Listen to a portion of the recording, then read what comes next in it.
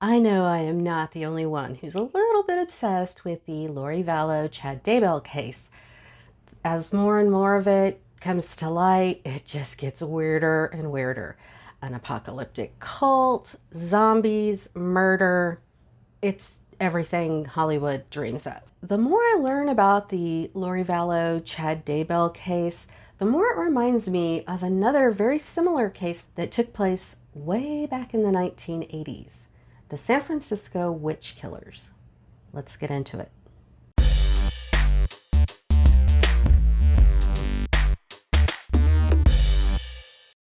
So I'm assuming y'all are already familiar with the Lori and Chad Daybell case, which is way too complex to cover here, and it's still ongoing. As of this point, they're still just charged with murders and haven't stood trial yet, so they are, by law, presumed innocent until proven guilty. But I promise to do a video about this once it's all gone to court. But I want to look at another case that has some striking similarities to this one. First, I want to talk about what I think we might be dealing with here. I think that Lori and Chad might be suffering from something called folie à deux, which is French for madness for two. And no, it's not some kinky or shared psychotic disorder.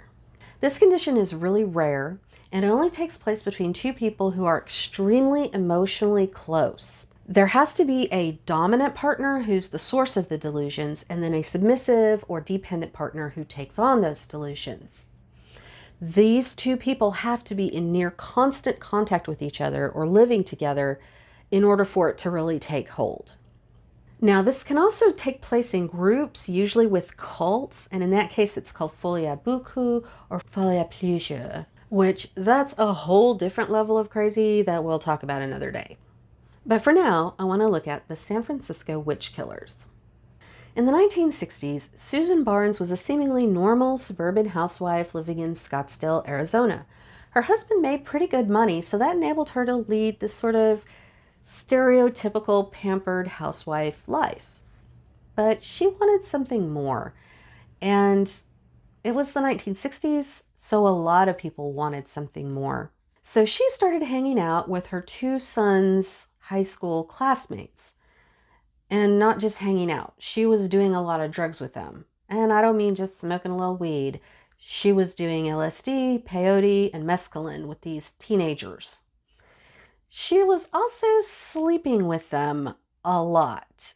She kind of set the local rumor mill on fire, and it was whispered around town that she'd slept with 150 different teenage boys.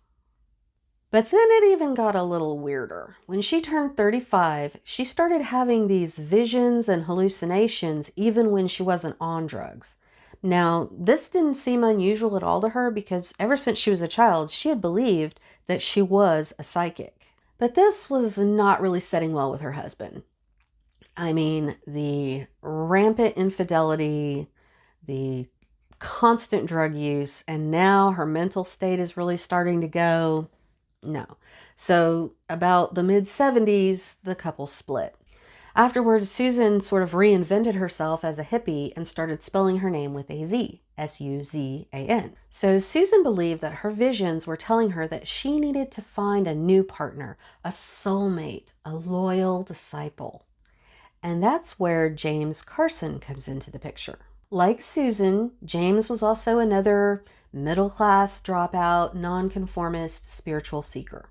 He had always been kind of a bookworm and was really interested in subjects like history, philosophy, and religion. He had earned a degree from the University of Iowa, which was where he met his wife. After graduation, the couple had moved to Arizona and had a daughter.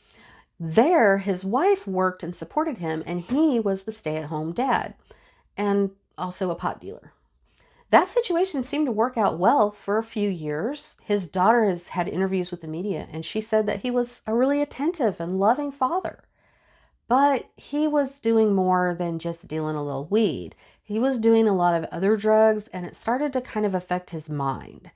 He began to get more antisocial and started having sort of angry, violent outbursts. This really scared his wife, and in 1977, she took their daughter and left him.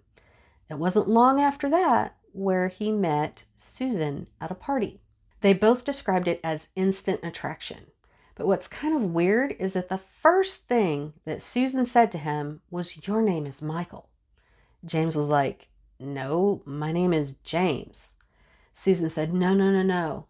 You are to be called Michael, and you are an angel of God." And so from that point on, he started going by the name Michael. They had each found what they were looking for. James had been looking for God, and Susan had been looking for a disciple. The two got married and tripped around Europe for a year. And by tripped, I mean literally did lots of hallucinogens while they were traveling around Europe. While they were there, her drug-fueled visions helped Susan sort of develop her own religion, which was a really weird, twisted interpretation of Islam. When they returned to the United States, they started going by the surname Bear and described themselves as vegetarian Muslim warriors. But their religion was not all tofu and white light.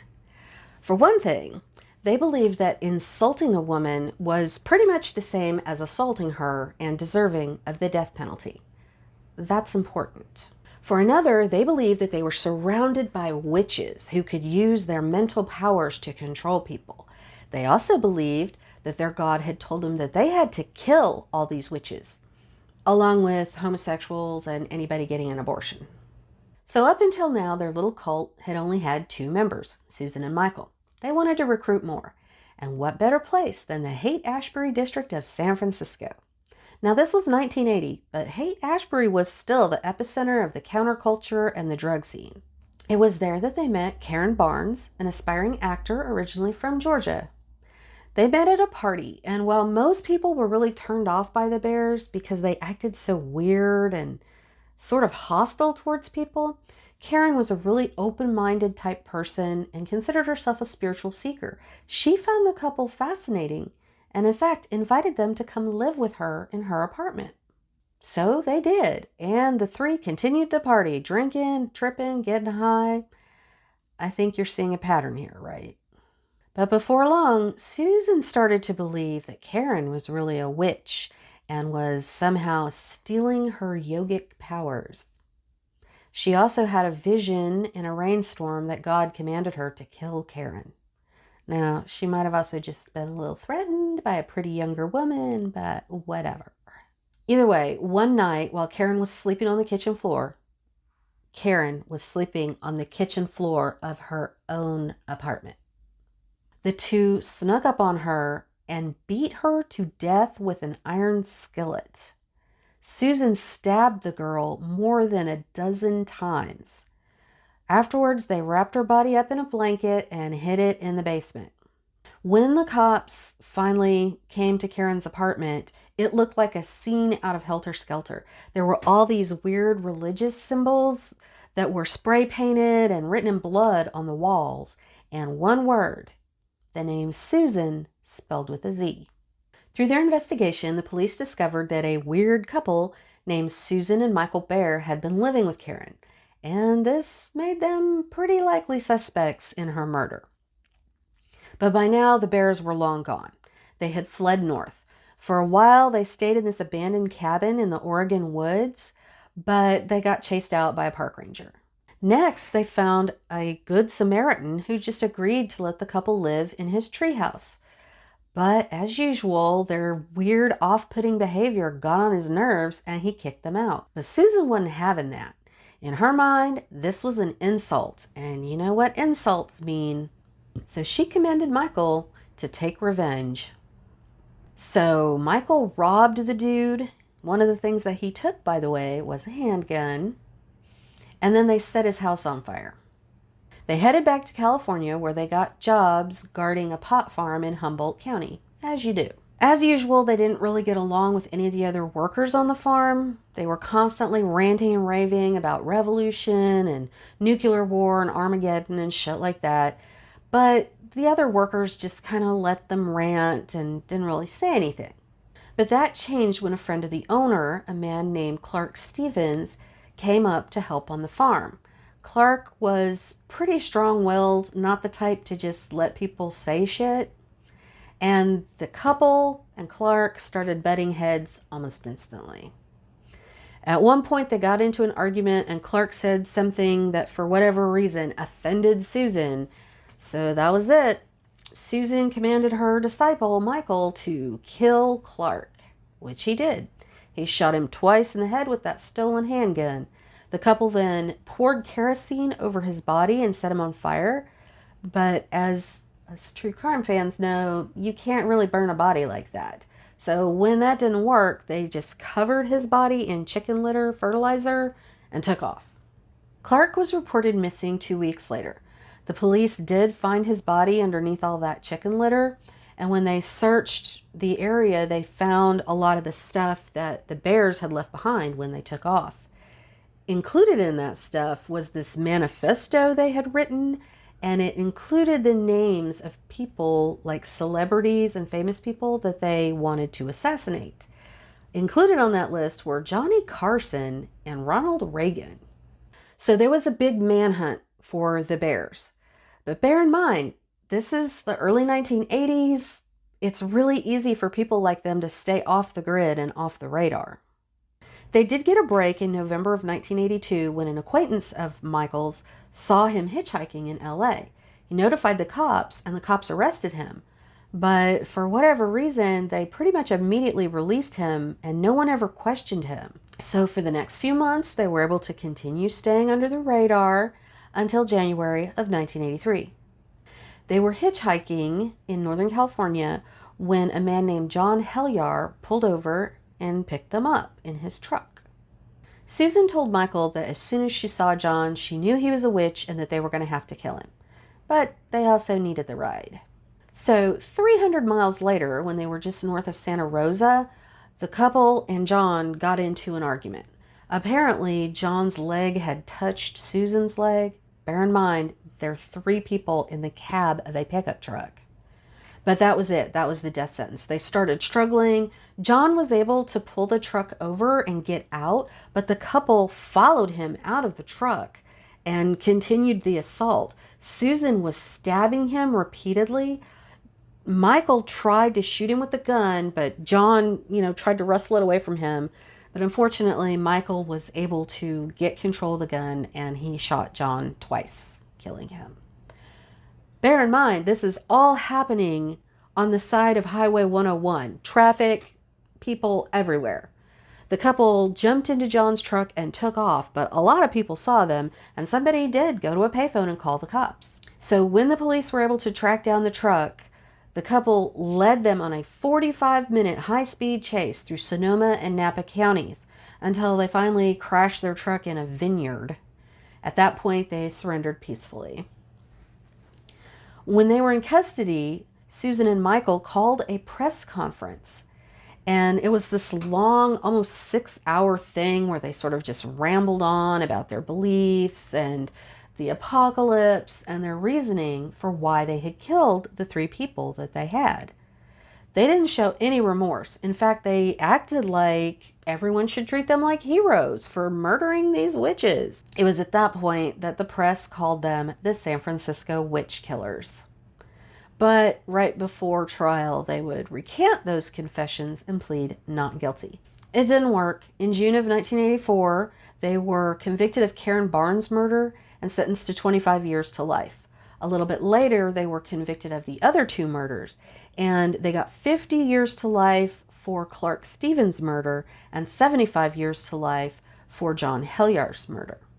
Michael, or James, came up for parole in 2015, but he was denied because he still showed no remorse, and Susan didn't even help her lawyer try to present a case. He came up again for parole in 2020, but again, he was denied. The couple's earliest possible release date will be 2059.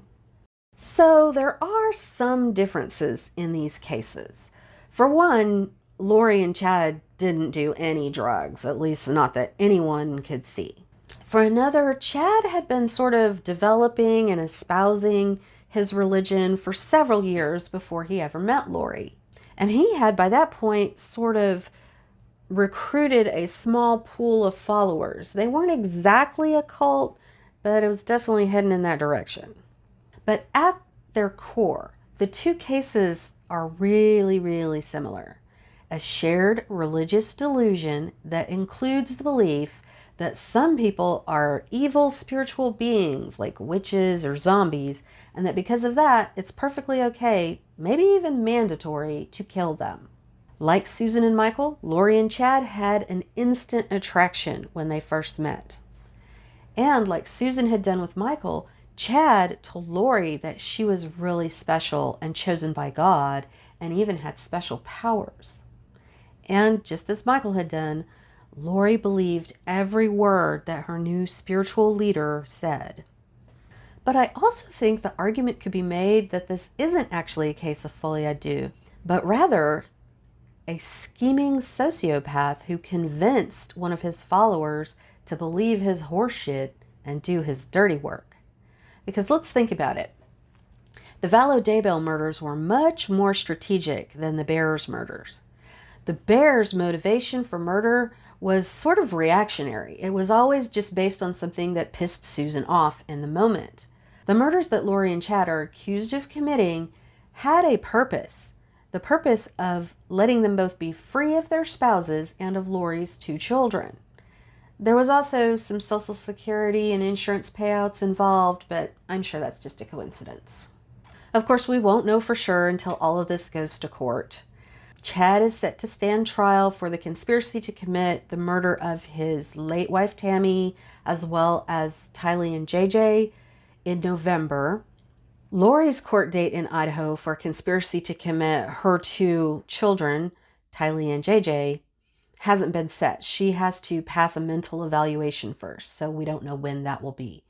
Her court date in Arizona for conspiracy to commit murder of Charles Vallow hasn't been set yet, but I'm going to be watching this really closely. Don't worry.